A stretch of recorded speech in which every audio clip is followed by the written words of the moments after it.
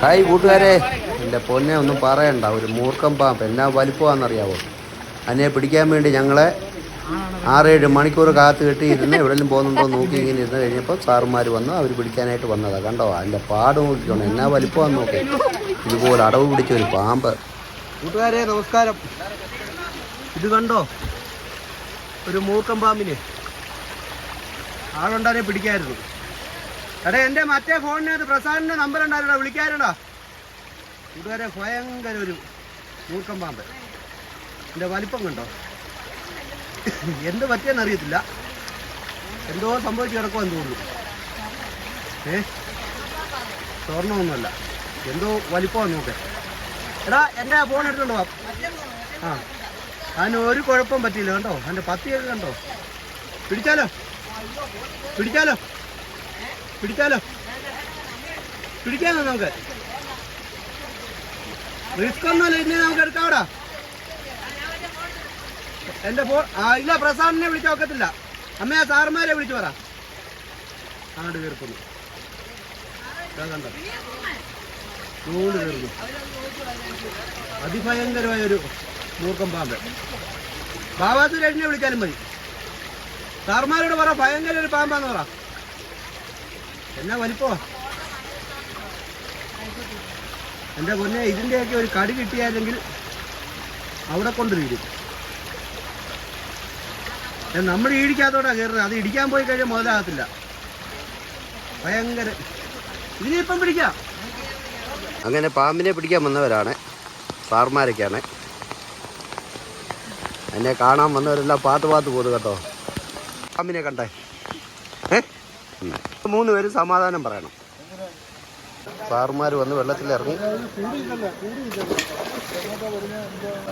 എന്തോ വലിപ്പമാണോ.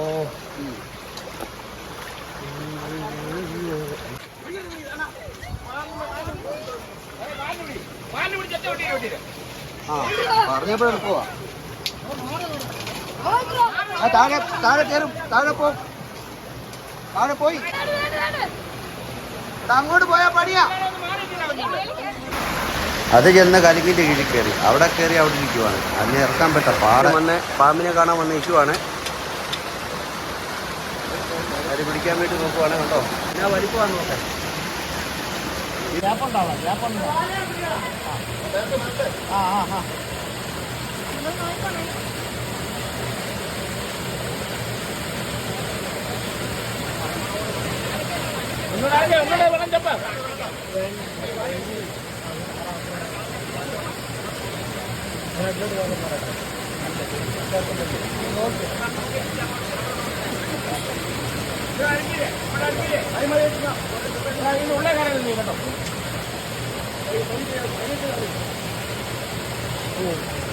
തിരിച്ചോ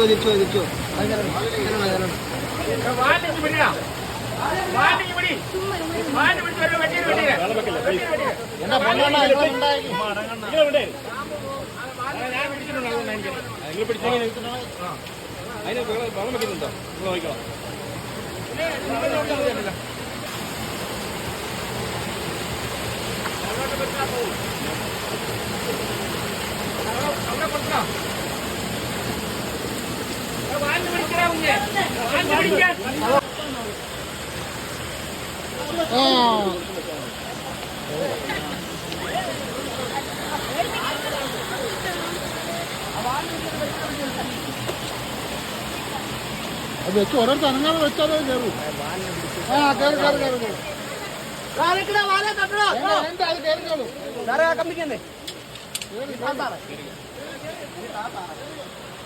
ചെറിയ കട്ടിക്കൂടെ പൊക്ക ഒരു സൈഡ് കറക്ക്.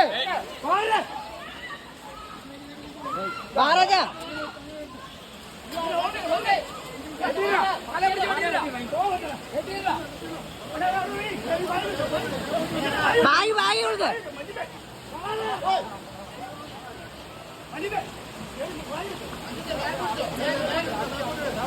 അച്ഛാ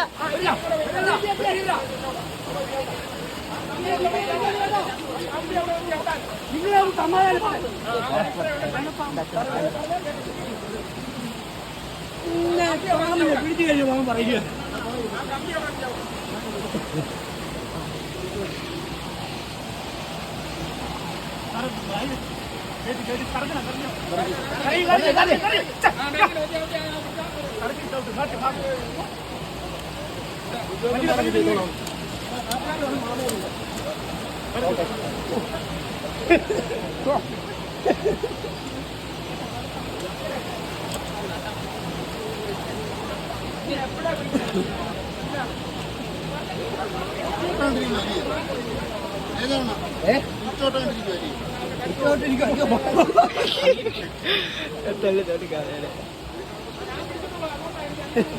പാമ്പിനെ എടുത്തോണ്ട് പാലാണ്ട് കിടക്കുക.